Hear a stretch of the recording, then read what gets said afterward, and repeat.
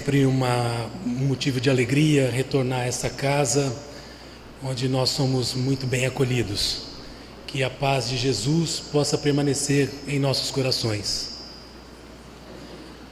Logo após os apóstolos se estabelecerem em Jerusalém, em seguida às revelações do Pentecostes, os trabalhos de assistência social iam muito bem organizados, não obstante as perseguições que se esboçavam, quando a casa acolhedora dirigida por Simão Pedro foi procurada por infeliz mulher. Trazia todos os estigmas das sofredoras, exibia manchas sanguinolentas nas roupas em frangalhos, fora lapidada, pronunciava palavras torpes, demonstrava-se semilouca e doente. As mulheres do reduto cristão retraíram-se alarmadas.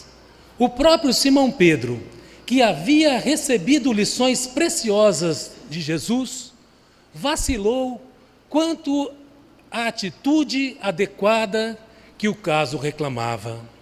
Como haver-se nas circunstâncias? Aquela casa se dedicava ao acolhimento de pessoas desventuradas. Mas como classificar a posição daquela infeliz mulher que elegera o vaso da angústia nos gozos excessivos da vida? Não estaria ela resgatando as próprias faltas? Se bebera com loucura na taça dos prazeres, não lhe caberia o fel das aflições? Simão Pedro, no íntimo, desejava mesmo pedir-lhe que se retirasse, mas relembrou a necessidade de orar. Se o caso era omisso nos ditames que regiam os institutos fraternos, era necessário, pois, recorrer à inspiração do Messias. Jesus, com certeza, lhe ditaria o recurso. Instava, pois, buscar-lhe a inspiração através da prece ardente. Enquanto a infeliz mulher aguardava a resposta sob o apalpo de pequena multidão que lhe contemplava as feridas, Simão Pedro buscou o silêncio do reduto doméstico e exorou a presença do amigo Messias que já havia sido crucificado. Em poucos instantes, pôde perceber a presença de Jesus nimbada de claridade resplandecente, tão próxima de si que, se pudesse, queria tocar com as suas mãos. Mas Simão Pedro, entendendo a brevidade daqueles minutos preciosos, foi de pronto atacando o assunto. Senhor, temos à porta uma pecadora reconhecidamente entregue ao mal. Ajuda-me, auxilia-me. O que fazer? Jesus entreabriu os lábios sublimes e lhe disse: Simão, eu não vim à terra para curar os sãos.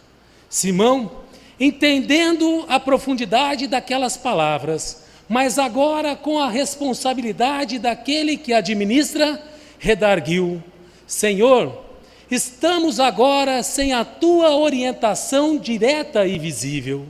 Recebê-la-emos nesse lar com que fim? A fim de julgá-la? Perguntou o apóstolo.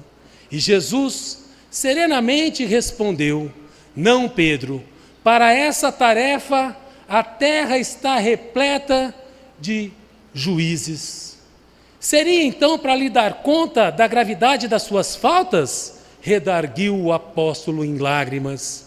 E Jesus novamente respondeu: Não, Pedro, para essa tarefa em glória existem na terra inúmeras bocas que amaldiçoam e tantas outras mãos que apedrejam. Seria então, Senhor, para lhe mostrar a profundidade dos erros em que se imiscuiu por si mesma? E Jesus novamente responde: Não, Pedro, para isso existem aqueles que a exploram, lhe dando fome e sede, dor e desolação. Seria então, Senhor, para lhe mostrar as penas que lhe aguardam tanto nessa vida quanto na vida futura?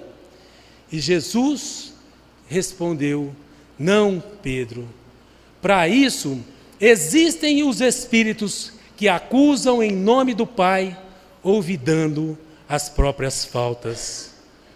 O velho pescador de Cafarnaum, então, soluçava e arquejava, porque no fundo desejava mesmo conformar-se aos ditames da lei, para em seguida exemplificar com o legado de amor que Jesus lhe deixara.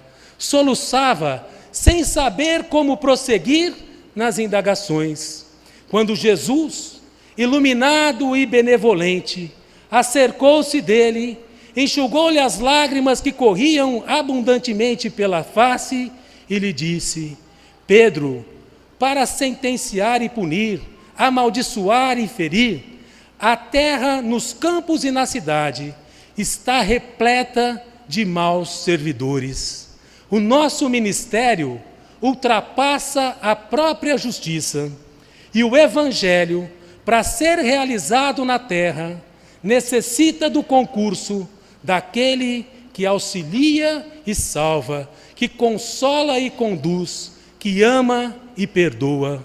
Vai, Pedro, abre a porta do arrependimento à nossa irmã.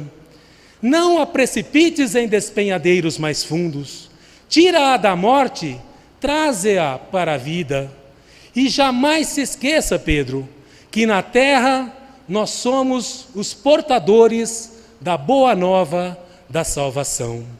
Dito isso, Jesus se internou em profundo silêncio e Pedro ainda pôde ver a sua imagem se desvanecendo ante a claridade da hora vespertina. Levantou-se, deu alguns passos, atravessou extensas fileiras de irmãos espantados, abriu a porta de manso e dirigiu-se à mulher acolhedor. Podes entrar, a casa é sua. E ela, não entendendo muito bem o que se passava, ainda redarguiu: Quem és tu? E Simão Pedro, com os olhos empapuçados de tanto chorar, respondeu numa frase breve: Eu sou seu irmão. Meus irmãos, quando nós nos reportamos a essa pequena história narrada pelo lápis mediúnico de Francisco Cândido Xavier, de autoria de Humberto de Campos, o irmão X, intitulada Nas Vacilações de Pedro, nós o fazemos com o propósito de estabelecer para a noite um debate sobre a posição das religiões na terra e a nossa posição enquanto cristãos. Desde as mais priscas eras, o homem tem dedicado algum tempo a estudar aquilo que se diz o sobrenatural. Desde a época em que o homem se via ainda jungido ao tempo da caverna, ele começou a ter uma preocupação com algo que pudesse governar a tudo e a todos, que naquela época, em virtude da sua inteligência ainda um pouco rudimentar, ele não sabia divisar o que fosse e o que seria. Começam a surgir as primeiras oferendas, que nada mais eram do que algumas trocas que aquele homem de inteligência rudimentar fazia com esse ser supremo, que ele não entendia ainda a profundidade, para que fossem arrefecidos os ânimos dos rigores das intempéries terrenas. Surgem as primeiras oferendas como uma troca, que se houvesse o arrefecimento daqueles rigores, cada vez mais as oferendas eram mais graves, ao ponto que o homem passou a sacrificar até mesmo a vida humana, no equívoco de que aquilo pudesse ser agradável a esse ente superior. Mais tarde, com o progresso incessante da humanidade, ele vai desenvolvendo a sua inteligência, eis que surgem as primeiras religiões. Religiões vêm da Vulgata, que quer dizer religio, religar, estabelecer uma relação com o homem na terra, com o oculto, com o sobrenatural. E as religiões, no começo, elas eram iniciáticas. Não era qualquer do povo que tinha acesso aos princípios religiosos, mas tinha que ser convidado, passar por um processo de iniciação e se dedicar, então, ao estudo do oculto, do sobrenatural. E, normalmente, essas religiões também traziam e continuam trazendo consigo um código de conduta moral, um código de ética para ser seguido por aqueles que a professam. Mas o homem continua nesse caminhar incessante do progresso e começam a surgir, de fato, as primeiras religiões na Terra. A mais antiga que se tem notícia e que está escrita na língua indo-europeia se chama os Vedas, que era uma religião hinduísta. E essa religião é a mais antiga. Alguns historiadores dizem que ela data de mais de 1.500 a 2.000 anos antes de Cristo. E essa é o que a história tem como grafada em linguagem escrita. Mas o homem continua nesse progresso e Deus vai mandando para ele, enviando para a terra as suas revelações. Moisés, que foi um profeta israelita, que se estima ter vivido no ano de 1592 a 1472 a.C., a ele se atribui a feitura do Antigo Testamento, dos 5 primeiros livros, e diz a história que ele recebeu os 10 mandamentos do dedo de Deus no Monte Horebe, na península do Sinai. Daqueles 10 mandamentos, aquelas leis foram transformadas pelos legisladores da época em mais de 600 leis, que se formou um código de conduta moral que até hoje eles utilizam, que é a lei mosaica ou simplesmente o Torá. Como aquela lei em pouco tempo se defasa para conseguir dominar o povo rude da época, surge também uma outra revelação, que mais tarde o Espiritismo vem chamar de segunda revelação. A primeira é Moisés, a segunda é a figura de Jesus. E Jesus vem sintetizar tudo aquilo numa única lei, que nós já conhecemos, que é a essência da lei do amor. Jesus marca uma época tão grave na humanidade, que o nosso calendário zera e a história começa a ser contada novamente. Mas Jesus, como nós sabemos, também falava por parábolas para se fazer entender por um povo rude de uma época. E mais tarde a sua mensagem também acaba quase que caindo no esquecimento da humanidade. E Jesus mesmo dizia na sua época que ele não tinha dito tudo e que viria o Consolador prometido, que iria esclarecer aquilo que o Cristo disse e ainda muito mais. E surge então a doutrina espírita, que nós avocamos para nós, que é a terceira revelação. Quando a doutrina espírita ela surge na Europa, naquela época existia um conflito muito grande entre a igreja e outras religiões que se afloravam. E havia também uma nova doutrina que estava se chocando diretamente com a igreja, que era a doutrina materialista, e era capitaneada por Augusto Comte. E essa doutrina vinha ganhando muito campo, porque muitas criaturas de escola, pensadores, literatos, rompiam com a igreja, porque ela vinha e continuava pregando a existência de um céu e de um inferno.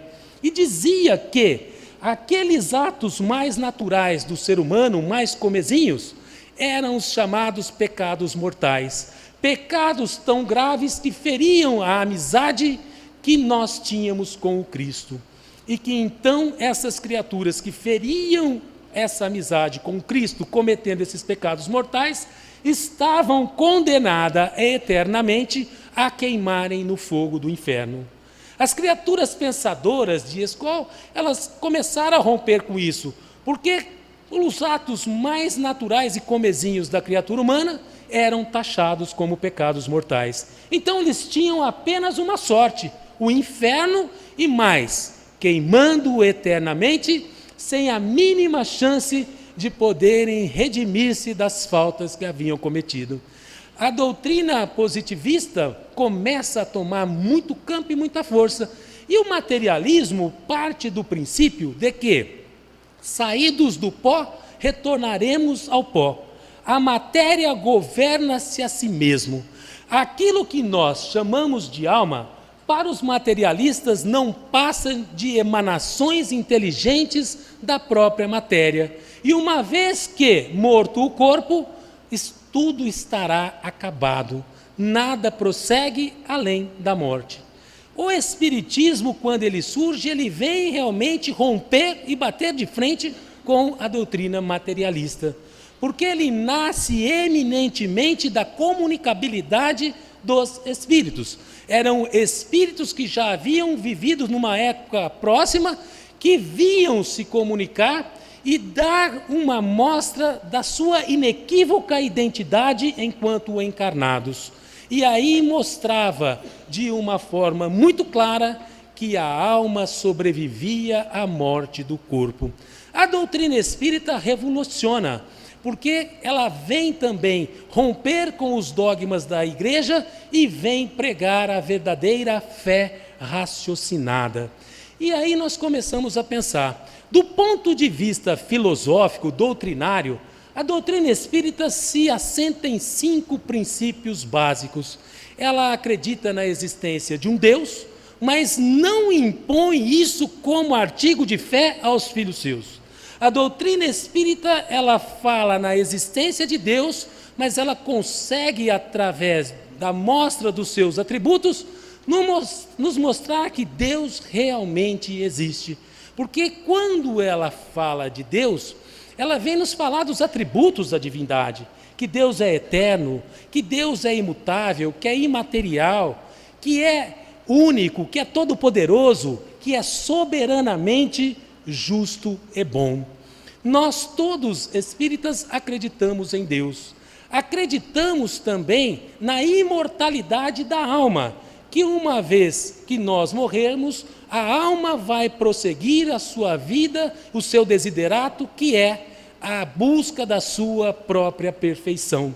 Acreditamos na pluralidade das existências, na reencarnação, porque, do ponto de vista moral, e se nós achamos que o espírito é criado simples e ignorante, todos somos perfectíveis, não é possível que numa única encarnação ele consiga atingir a condição de espírito puro, que é aquele que se caracteriza por conhecer tudo de todas as coisas. Então é necessário que renasçamos tantas quantas vezes forem necessárias para o nosso aprimoramento moral. Acreditamos na pluralidade de mundos habitados, porque não achamos que esse universo do tamanho que é, com bilhões de galáxias iguais à da Terra, só teria a Terra como um planeta habitado. A lógica nos mostra que outros mundos são habitados também. E por fim, nós acreditamos na comunicabilidade dos espíritos. E muitas outras religiões tomam isso como uma heresia, como uma afronta aos princípios de Deus, e na verdade a comunicação séria com os espíritos não tem nada de herética, não afronta a lei de Deus. O médium é dotado de uma capacidade orgânica que foi lhe dada pelo próprio Deus para fazer bom uso dessa faculdade.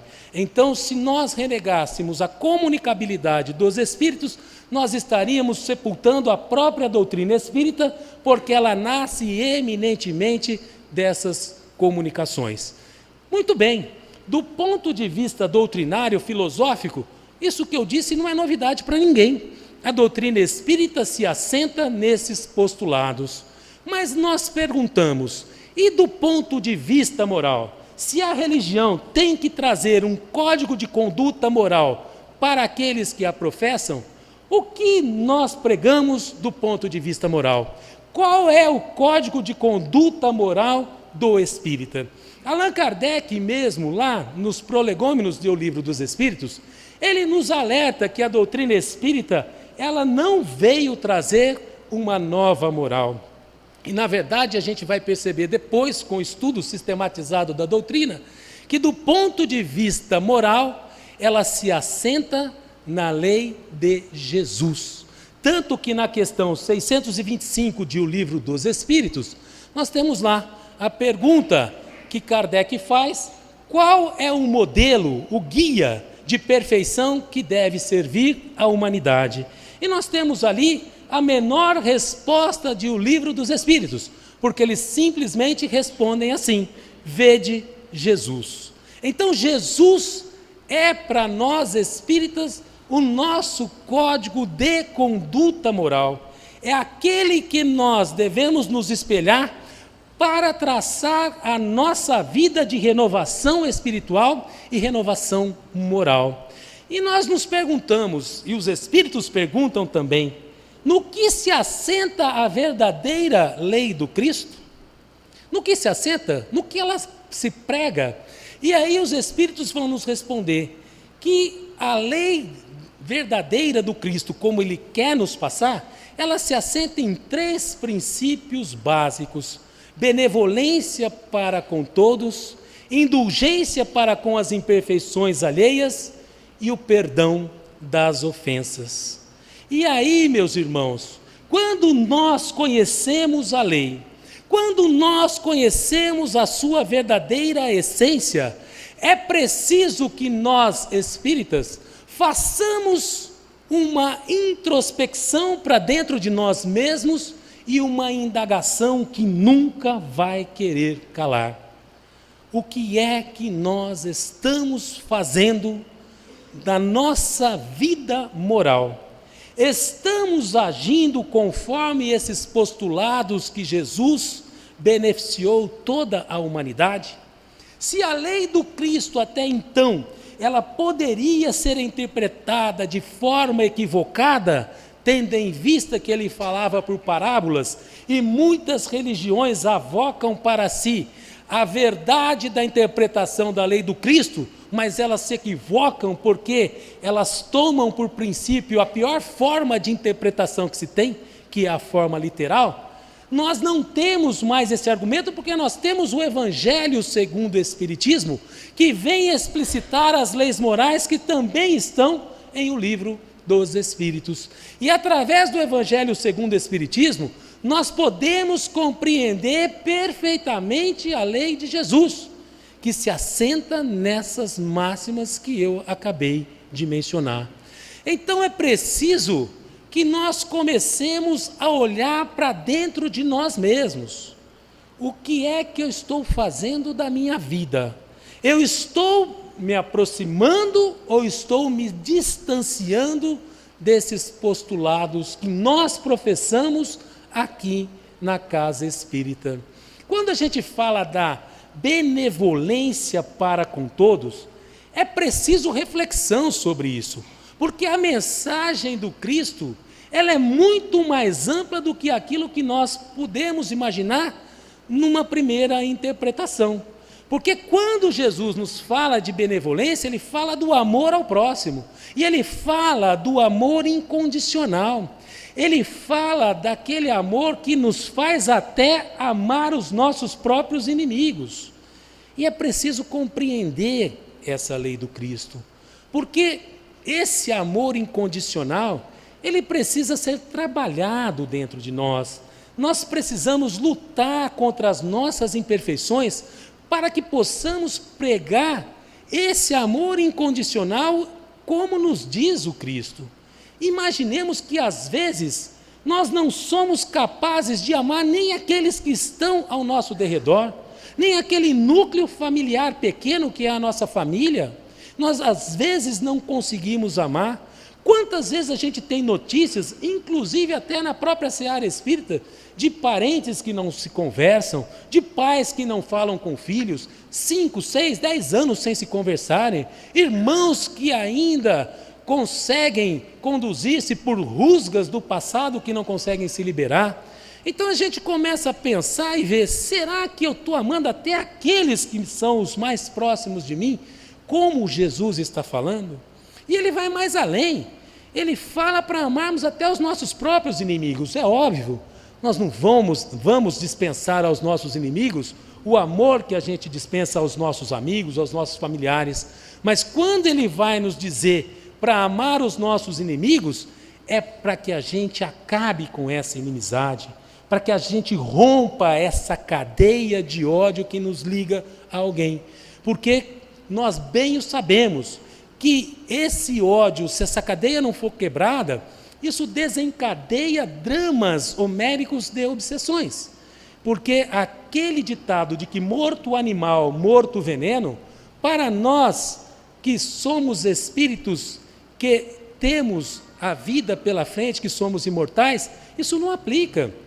dramas de obsessões que se desencadeiam em virtude dos espíritos que se odeiam não conseguirem romper esses elos do ódio que estão lhe prendendo. Então é preciso que a gente entenda essa mensagem para que a gente possa praticá-la da melhor forma possível.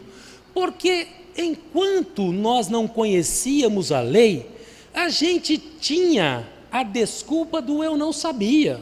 Mas quando a gente passa a entender melhor a lei, nós não temos mais desculpismos. Nós não podemos mais relegar para o amanhã aquilo que é necessário que seja feito hoje.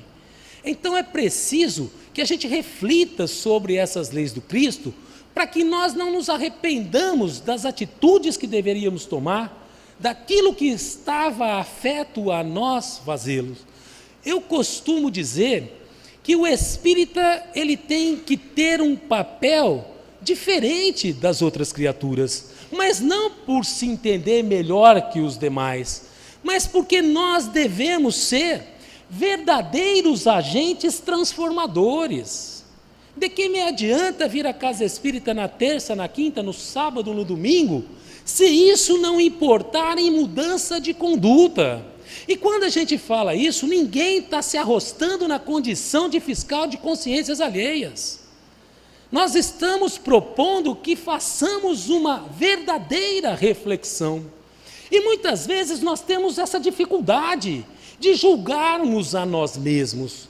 Nós somos muito bons para julgar aqueles que estão ao nosso derredor, mas para fazer uma análise profunda das nossas próprias condutas, às vezes nós não temos o discernimento e nem a coragem necessária para fazê-lo. Santo Agostinho, na questão 1019 de O Livro dos Espíritos, na 1019A, ele dá um manancial de bênçãos para nós, nos ensinando como fazer essa investigação interior que nós devemos fazer. Porque ele pergunta assim: como vencer as nossas imperfeições? E os Espíritos respondem: fazei o que o sábio da humanidade já vos disse, conhece-te a ti mesmo. Mas lá na 1019, ele vai e pergunta assim: mas como fazer para conhecer a mim mesmo? Será que eu não irei me julgar de uma forma equivocada? Porque ele diz assim, que o avaro não se julga avaro, ele se acha simplesmente econômico. O orgulhoso não se crê orgulhoso, ele se pensa apenas cheio de dignidade. Então Santo Agostinho fala assim: fazei o que eu fazia quando eu passei pela terra. Ao final de cada jornada, passava em revista a minha própria consciência, para saber se eu tinha pecado contra algum irmão meu, se eu tinha transgredido a lei. Se tivesse, eu ia o quanto antes reparar a minha falta. Se não tivesse, eu ficava com a minha consciência tranquila. E ele vai mais além. Ele fala que nós precisamos ouvir sinceras opiniões de outras pessoas sobre as nossas condutas. Quando nós estivermos com dúvida em relação às nossas próprias condutas, que a gente tem que ouvir os nossos amigos, que a gente tem que ter essa humildade. Ele diz ainda que nós não podemos desdenhar nem daquilo que dizem os nossos inimigos. Olha que coisa fantástica, porque ele diz que os nossos inimigos, às vezes, falam maiores verdades sobre nós do que os nossos próprios amigos, porque os nossos amigos, eles ficam com medo de ferir a amizade que tem conosco. Os inimigos nada têm a perder. Então ele fala que Deus coloca os inimigos na nossa vida como se fosse um espelho, porque eles refletem aquilo, muitas das vezes, o que nós verdadeiramente somos. E ele diz assim, que a gente fica tão preocupado, trabalhando a vida inteira com a nossa velhice, só com os bens materiais para ter esse conforto, e nós não dedicamos alguns minutos do nosso dia para fazer essa autoavaliação, que será muito mais valiosa para nós no futuro do que o nosso próprio conforto material. E ele termina assim: passai em revista a vossa consciência e arrancai dali as más tendências, como se arrancam as ervas daninhas de um jardim. Então está aí uma lição muito grande para que a gente possa aprender a fazer essa revisão diária das nossas condutas e realinhá-las o quanto antes rumo a essas virtudes que todos nós devemos cultivá-las. Quando Jesus fala da indulgência com as imperfeições alheias, é outra questão que nós precisamos refletir. Será que nós estamos sendo verdadeiramente indulgentes com as imperfeições alheias? Será que nós não estamos julgando as criaturas de forma irrefletida? Será que a gente tem pensado antes de pronunciar as nossas palavras? Porque elas não voltam mais. Será que nós não temos condenado nos outros aquilo que nós perdoamos em nós mesmos? É preciso que nós pensemos nisso. O que é que eu estou fazendo com o verbo, com a palavra? Ela tem sido utilizada para o bem? Será que eu tenho feito bom uso dessa faculdade? Madre Teresa de Calcutá, ela diz que nós não podemos perder a oportunidade de fazer uma pessoa que chegue perto de nós, não podemos perder a oportunidade de fazê-la mais feliz, de se despedir de nós um pouco mais feliz do que aquilo que nós a encontramos. Então a gente pergunta, será que eu estou sendo instrumento dessa felicidade? Será que eu estou usando a palavra para levantar as criaturas? Porque nós precisamos pensar, quando eu aponto um dedo para alguém, tem 3 ou 4 apontados para mim mesmo. Confúcio diz assim: quando vires um homem ruim, não o imite. Mas quando vires um homem bom, trata de imitá-lo. Ou seja, quando eu ver um homem ruim, não precisa apontar as faltas, porque na maioria das vezes aquelas faltas que eu estou apontando são aquelas que refletem dentro de mim mesmo. Mas se eu vir um homem bom, trato de imitá-lo. Então, nós precisamos refletir sobre isso. O que nós estamos fazendo com as oportunidades que a gente tem de falar? Jesus, quando fala indulgência com as imperfeições alheias, ele fala que nós sejamos implacáveis com as nossas próprias faltas, que nós não transijamos com as nossas próprias faltas, mas com as faltas dos outros, que nós precisamos ser indulgentes. E indulgentes não é ser conivente. Eu posso apontar a falta alheia? Essa questão está no Evangelho segundo o Espiritismo. Se eu vir o mal, eu posso apontá-lo? Os Espíritos respondem, ora, se eu posso apontar o bem, por que eu não posso apontar o mal? Mas é preciso saber com que finalidade apontas o mal. Para que eu também possa apontar o mal, eu preciso saber, eu estou isento dessa conduta? Ou eu incido também nessa conduta? Então olhemos primeiro para dentro de nós mesmos, porque não adianta eu querer corrigir nos outros os defeitos que teimam em conviver dentro de mim próprio. O que nós estamos falando, meus irmãos, é para que reflitamos sobre as nossas condutas de espíritas cristãos, para saber se nós estamos nos afastando da lei ou nos aproximando dela. O perdão das ofensas vem coroar tudo isso, porque o perdão verdadeiro é aquele que nós arrancamos de dentro de nós mesmos a ofensa. Porque o perdão que normalmente nós estamos habituados a conceder é aquele que sai da nossa boca, mas que não sai do nosso coração. A gente fala, eu perdoo, mas quando vê a criatura, a primeira coisa que vem na nossa mente é a ofensa que ela praticou. Nós precisamos nos guardar dessa vaidade que nos faz ser tão ofendidos. E sabermos que também nós ofendemos criaturas a toda hora, às vezes sem mesmo dar conta disso. Então, quem necessita do perdão pode negá-lo a outra pessoa? Obviamente que a gente vai entender que não. Então, isso tudo que a gente fala, ninguém está prometendo facilidade a ninguém. Ninguém disse que viver consoante os postulados do Cristo é uma tarefa fácil.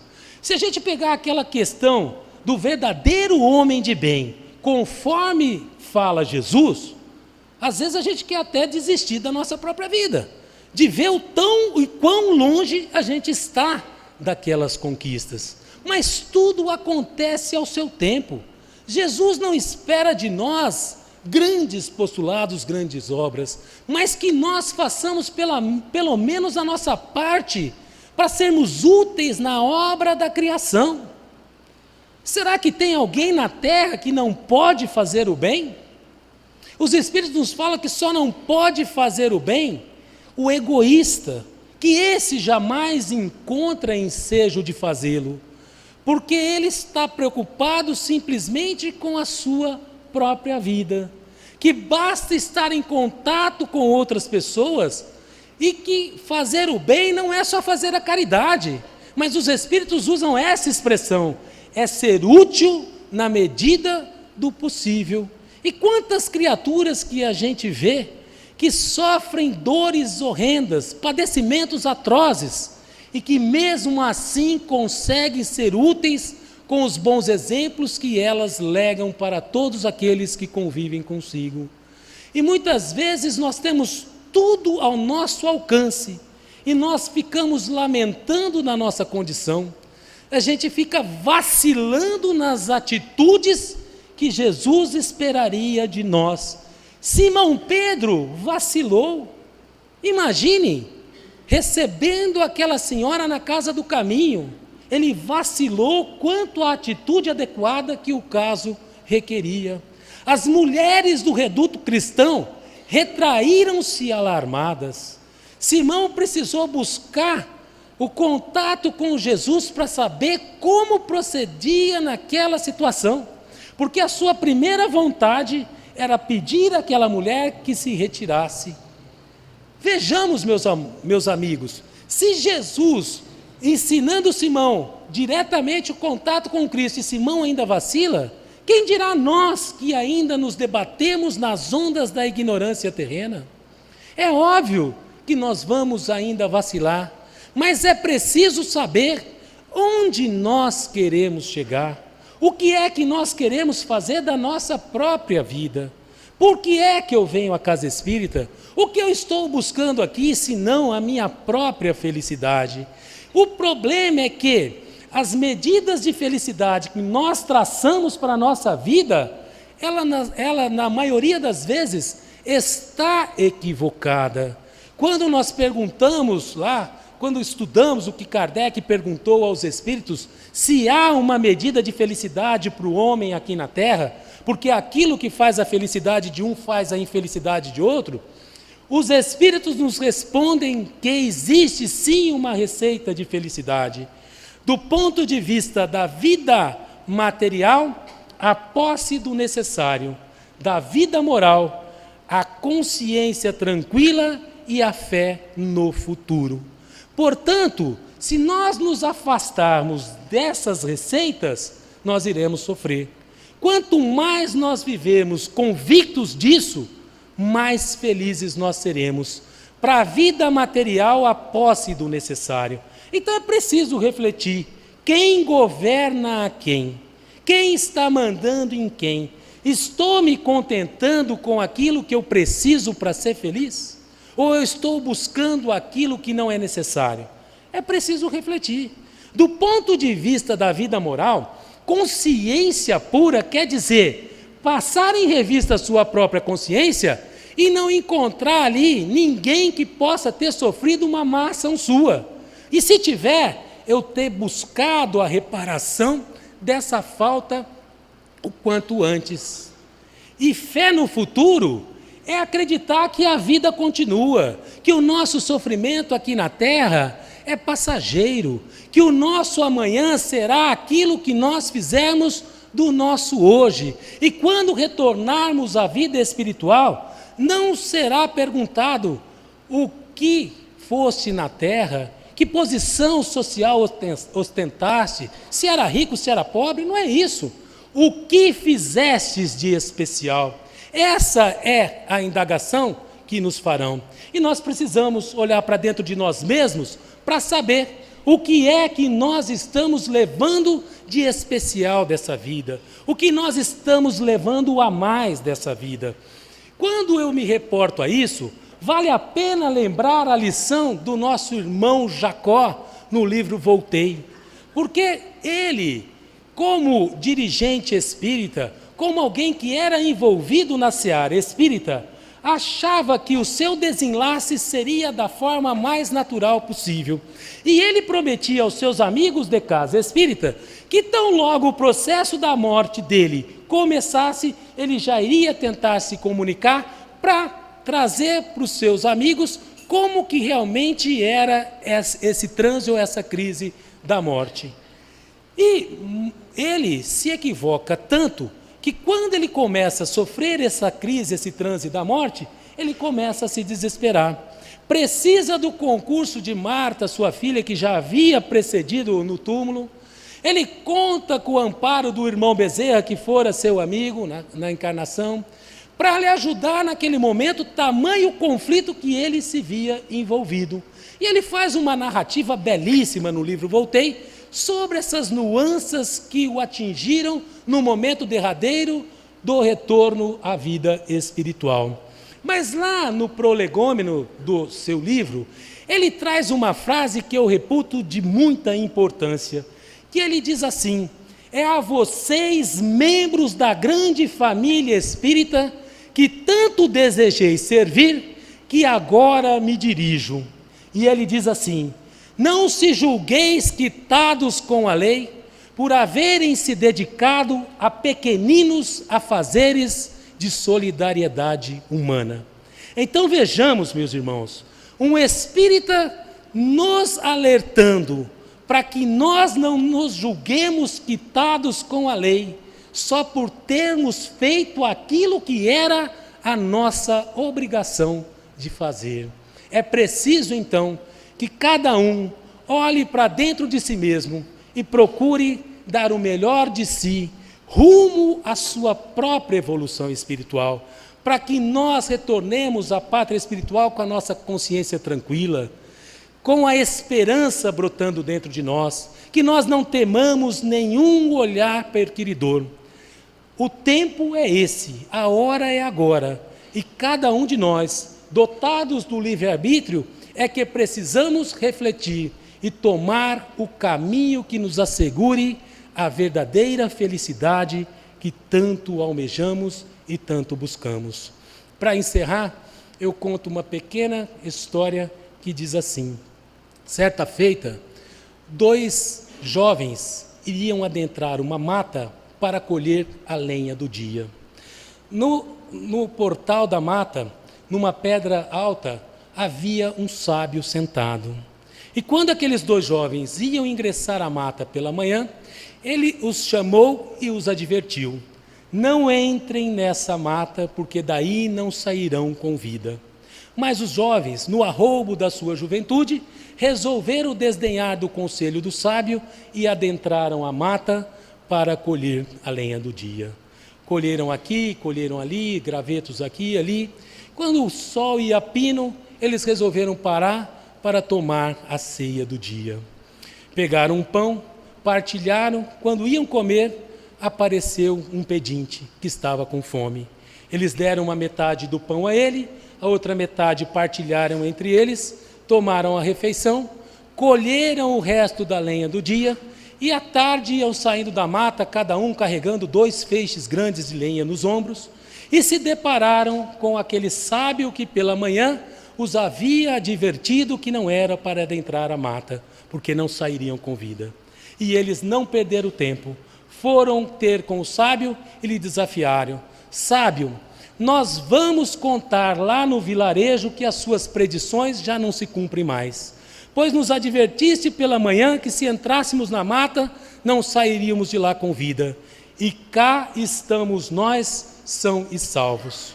O sábio, tranquilamente, desceu daquela pedra, se aproximou de um daqueles jovens e empurrou um daqueles feixes de lenha que ele trazia no ombro, caiu no chão e se abriu. E ali eles puderam ver que havia uma serpente muito venenosa que estava morta. E o sábio simplesmente lhes disse: o que é que eu posso fazer se Deus se deixa sensibilizar por um pedaço de pão? Muita paz a todos.